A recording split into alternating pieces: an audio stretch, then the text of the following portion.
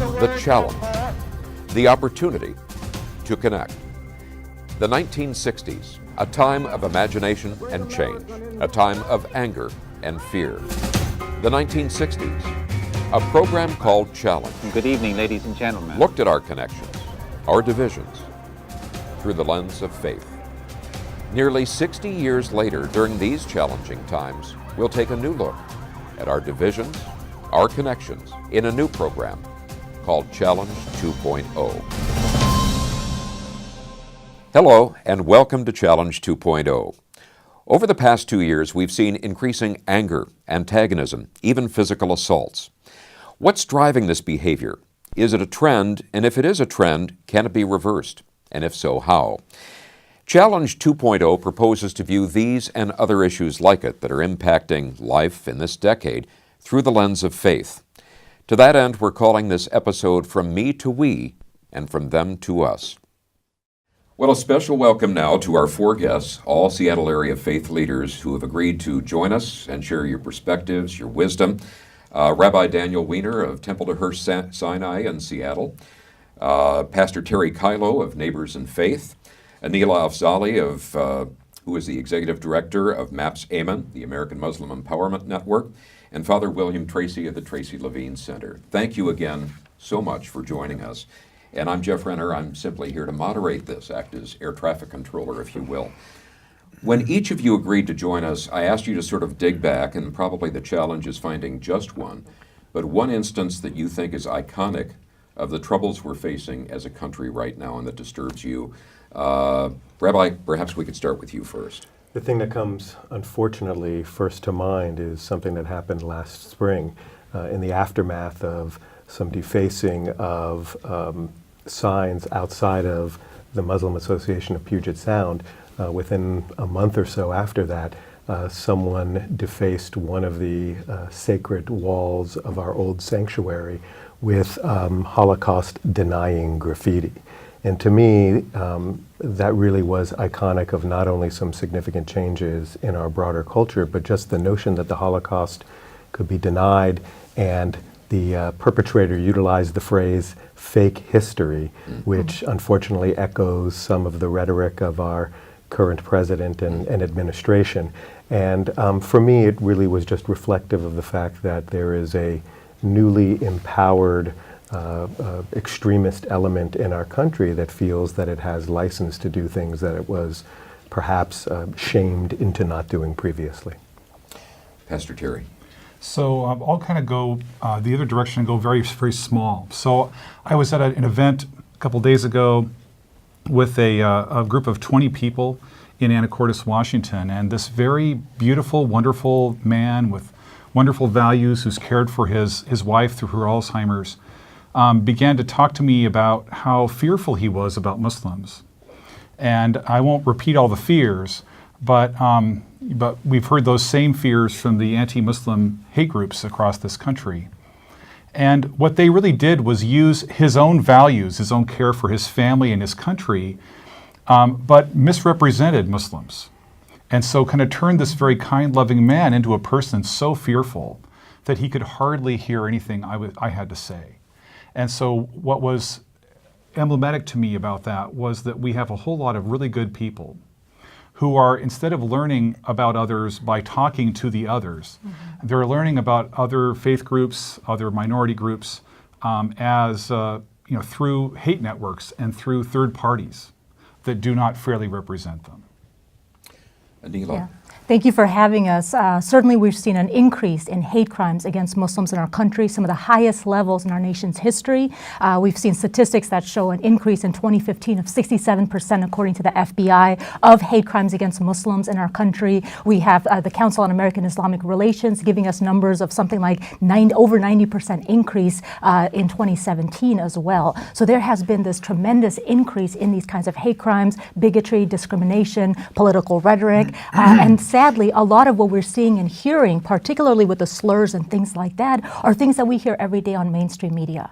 And this is really the problem. And that kind of repetition, and when good people of conscience do not stand up and challenge that, we see the repercussions in people taking action, both in the individual acts of hate, and including, as Rabbi Daniel mentioned, at our own mosque, the Muslim Association of Puget Sound that I'm a part of, we had our sign, our mosque sign, vandalized twice in less than a month. And that is really, I mean, of course, we have a situation in Charlottesville and other examples around the country, but here locally, having that sign attacked, and the second time was caught on camera, somebody viciously and with just such anger and vehemence just attacking the sign. It really hurt at the gut level. So we're seeing that, and I know friends who have personally been attacked by people who have called them anti-Muslim slurs, and a lot of the things that we hear on mainstream media. So that's really sort of an example of the problem that we have going on right now, unfortunately. Father Treacy, I'd ask you a two-part question, both an example like the others that sticks out in your mind, but you have an unusual perspective. The reason we call this Challenge 2.0 is there was a Challenge 1.0, and you were one of the founding guests on that, if you will. Does it seem like we've done a total relapse since the 60s? That was a time of a great deal of ferment. Or is there some reason for hope that perhaps this is not totally representative? What's your take on that? I have both. I was raised in Ireland, and I had very little contact with Jews, very few Jews in Ireland. I met Rabbi Levine. I learned the terrible problems they faced in Europe, in Tsarist Russia and Europe. So we decided to start a TV program with the help of the Como TV and take up another problem at the time. Kennedy, a Catholic, was seeking to be president, and many Americans thought he'd be taking orders from the Pope, that America was in danger. But we addressed these problems at church and state and our attitude to the Jews.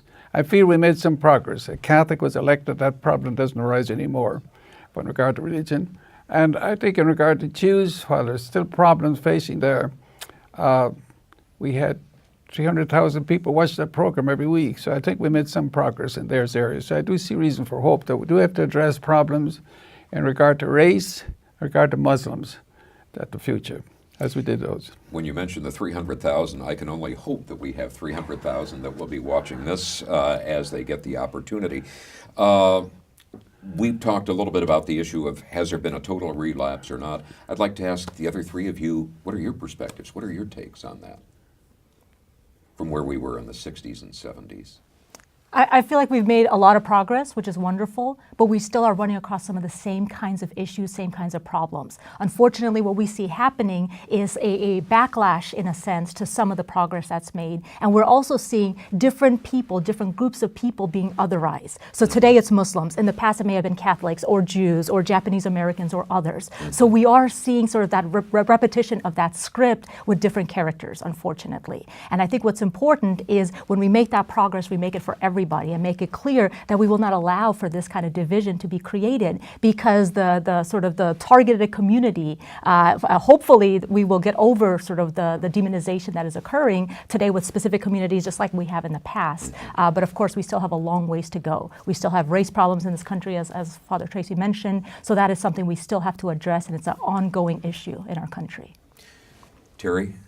So during the time when the Jim Crow laws were being put forward in the South, really a lot of African Americans and a lot of poor white Americans had a whole lot in common, but they were pitted against each other. Mm-hmm.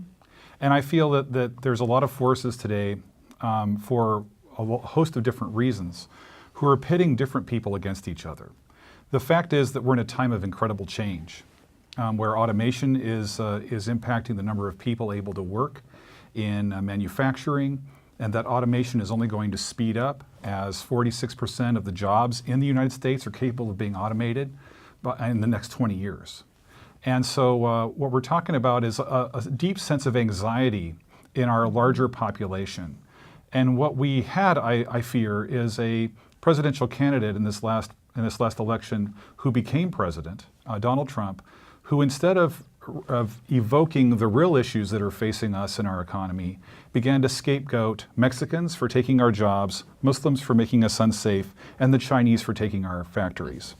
And when you start to take your anxiety and you begin to force it or to focus it on groups that are vulnerable, that begins to unleash, a kind of violence, both verbally and physically, that is very difficult to slow down once it begins.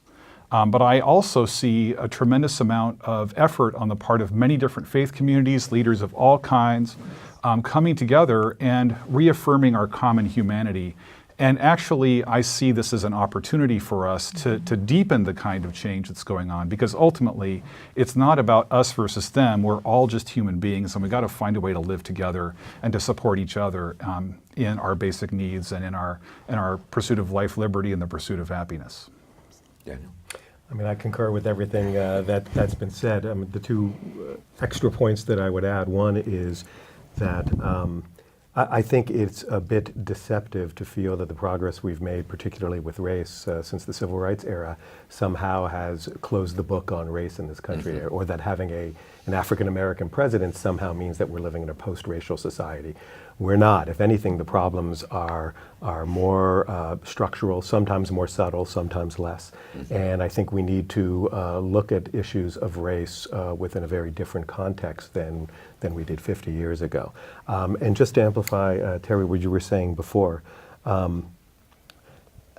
I would love to see a politician, a potential presidential candidate, speak to the very unifying issues that you have enumerated, to speak to those elements of citizenship that we all share, to those elements of just what it is to exist with dignity and comfort and well-being and health and blessing.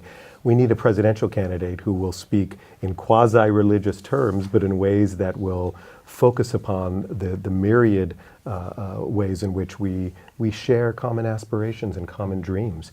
And I think what we're sorely needing is a politician who can lead us in that unifying way and kind of take us to the next level, hopefully a better level, for what it is to be an American citizen. Mm-hmm. As I look back 30, maybe even 20 years ago, most people in this country tended to get their news, their information, even their commentary from a couple of different sources. We had three basic networks and PBS. Those have splintered and multiplied almost to an uncountable number.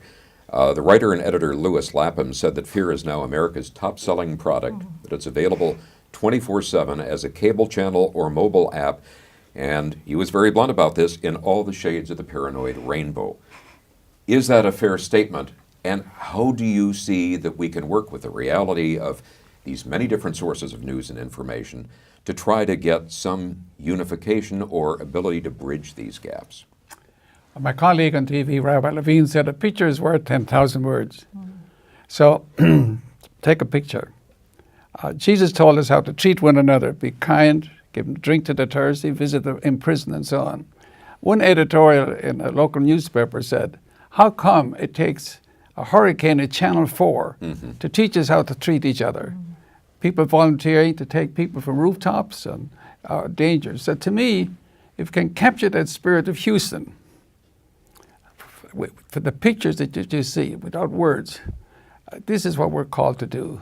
That's my vision for the future. If we can have people capture that vision of what happened in Houston, what unfortunately happened in Florida this weekend, that's the vision I want to keep in mind. Anyone else with an observation? No, I mean, I agree with you that we are living in a very different time. Some said that if Nixon and Watergate had happened now, he wouldn't have had to resign and he wouldn't have been impeached, just because there would have been a whole other alternate media reality kind of bubble to defend him.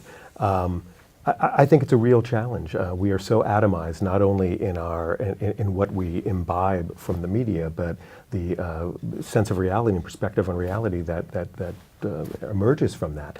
It's incredibly challenging. I mean, I know this is easier said than done, but what we need is somebody who bears a message which both is savvy enough to incorporate some of the elements of our current media that are required to really permeate people's consciousness and attention, but at the same time to offer a message that transcends just the mechanism, that transcends just appealing to the, to, as you were saying, appealing to the fear and appealing to the most base instincts. And I think it's possible.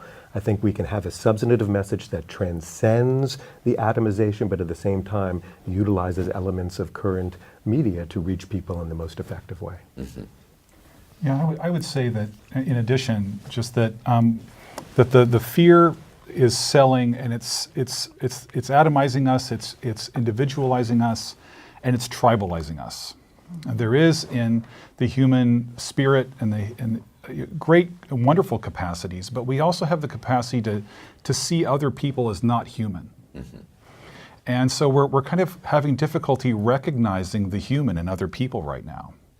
And those same kind of dynamics, although not with this very fractal, kaleidoscopic media situation, were evident in Egypt, were evident in first century Palestine, and were evident in 7th century Arabia. And what Moses, Jesus, and Muhammad basically said was that there's no way around the pain that they were in, mm-hmm. but there was a way through it. And that was to recognize that there was one creator of all people, and therefore we're all related. Mm-hmm. And number 2, to learn to love your neighbor as you love yourself. Which doesn't mean not to love yourself. Mm-hmm. It doesn't mean not to advocate for your own needs, but it means to recognize that we're all part of something bigger.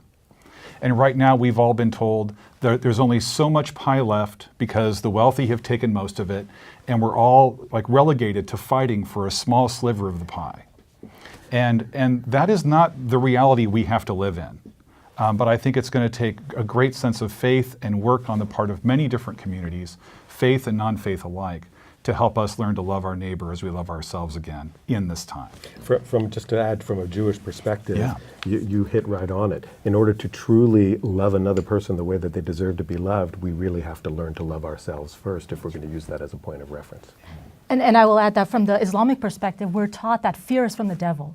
So this idea that this fear, and to understand that it has a purpose, mm-hmm. the fear that is being sort of around us through media and through otherwise, it serves a political purpose, it serves a profit purpose. There are these reasons that we are seeing this fear being spread and money made off of that fear, mm-hmm. And political decisions made as a result of people's fears. So I think it's so incumbent on us, especially as faith leaders, as faith communities, to spread the message that love is greater than fear, because that's certainly what our faith traditions teach us, and to really be that example. So I hear you, Rabbi Danny, when you talk about sort of needing a president who says this message, but I say we're not responsible for somebody else's behavior. From my perspective, that's incumbent on us. And I know we're doing that. We have to stand up and speak out against the fear, and we have to help people, our fellow Americans, understand how this fear is being manipulated. Specifically with anti-Muslim sentiment, there's an entire industry, what's been dubbed the Islamophobia industry. It is an entire industry of groups and individuals who profit off of this kind of fear-mongering, the scapegoating, spreading misinformation and conspiracy theories against Muslims to get our fellow Americans to fear somebody who looks like me, when I don't think I have much, there's not much that I don't scare too many people, but apparently I do, right? But really giving people that ability to get to know each other. Learn to love your neighbor exactly as Islam teaches, Christianity teaches, Judaism teaches. This is what we have to do, and this is why it's so great that we're here together, having this conversation together and helping speak to our fellow Americans. Well, you brought up a very good point, all of you, and that is that there is that fear, that sense of unsettlement that sits within all these people. There has been a lot of change now, mm-hmm. but there's also that level of fear that's being injected yes. by other levels for economic or political gain. How do you bridge over those messages? Is there a way to get to people, not simply that may fear any one of us because we're different, but that actively hate and want to do us harm? How do you reach those people? Well, there's a magazine here, published in the Northwest, Yes magazine. I've been reading, finding reasons for hope. There's an article on Cuba that registered with me. We have some difficulties with Cuba politically, but here's what Cuba is doing. It's taking people from poor countries, bringing them to Cuba and train them as doctors and sending back to these poor countries to take care of their people. This is the kind of vision we need to keep in mind and focus on rather than negative. So when I see positive things like that, to renew my hope, to rekindle the light in me. Anyone else want to touch on that? Sure, I'll add that when people are scared, when we have this fear as we do right now, facts and statistics and data and reality is not necessarily going to change people's hearts and minds.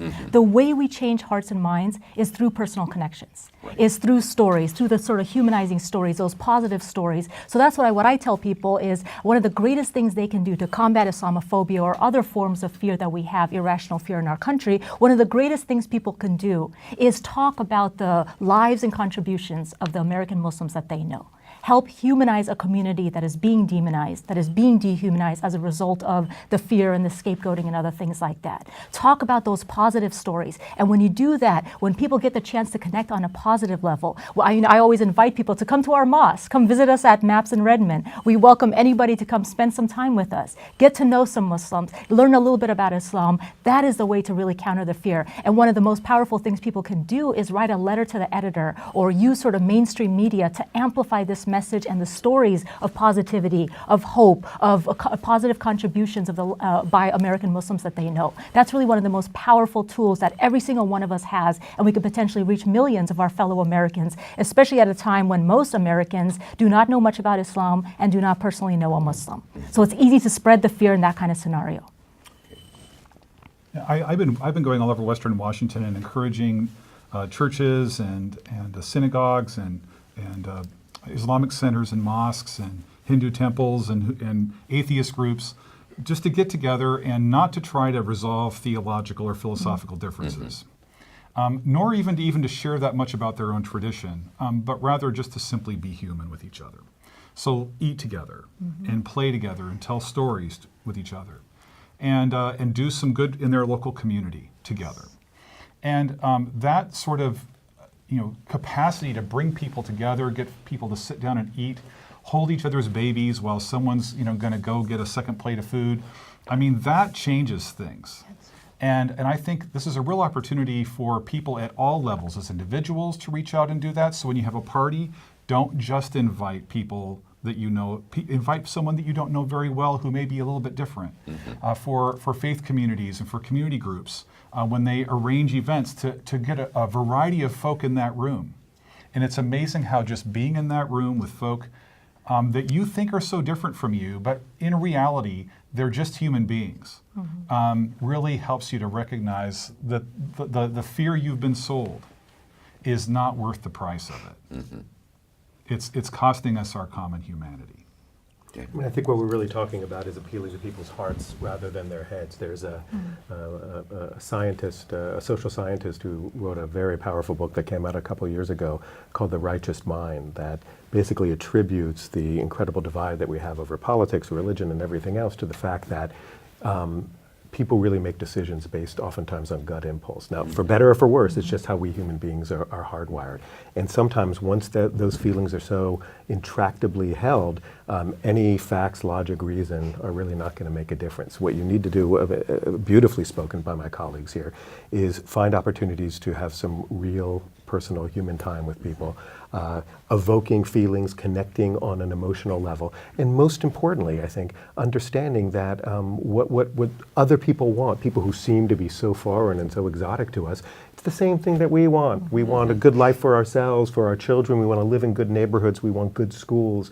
And again, I think appealing to those higher issues that all of us aspire to, and within this country and our political system that is somewhat centralized, absolutely it should come from the grassroots and it should percolate from below. But I think it needs to be concerted and it needs to be distilled and concentrated from above. And we need that kind of message. We need a leadership that better reflects the true heart and soul of what America is about. Absolutely. You think part of that is people have stood back thinking it will all work out all right, and that in fact this may be a good motivation to realize things won't be all right if I stand back, but you need to involve yourself personally? I mean, I think it's somewhat different. I think people are just so overwhelmed by the immensity of what's going on, and so fatigued by the daily up and down of the latest transgression or the latest breach of law, whatever it is, that people are just kind of stepping back and saying, I just can't deal with it anymore. And I understand that to a certain extent, but if we allow ourselves to become that inured, that is, as you were saying, that is exactly what it takes for evil to propagate and to spread, is for good, decent people to have had enough, or to pull back. And I think we have to really resist that because the stakes are too high for ourselves, let alone our children and grandchildren. Yeah. You've each alluded to some possibilities. Let me ask you, at the beginning of the program, we said, was there one instance, one example that really struck you as being terribly disturbing of where we're at? Do each of you carry with you an image of something that you've witnessed or heard about that really gives you hope? I can tell you one. First of all, I'm impressed by my colleagues talking about the importance of getting to know one another, especially you, Amelia, to get to know Muslims. I think it's extremely important. But it's a story of how, when you meet people, how very negative things can happen. A priest who was a medic in the Nazi army in Russia was bringing back some severely wounded German soldiers. He came to a Russian farmhouse. He had to get them in out of the freezing cold. So he knocked on the door and asked, could they shelter these 2 German soldiers? Well, they were very hesitant because if the word got out, their life would be taken. Finally, they agreed to take them. He said, just give them water.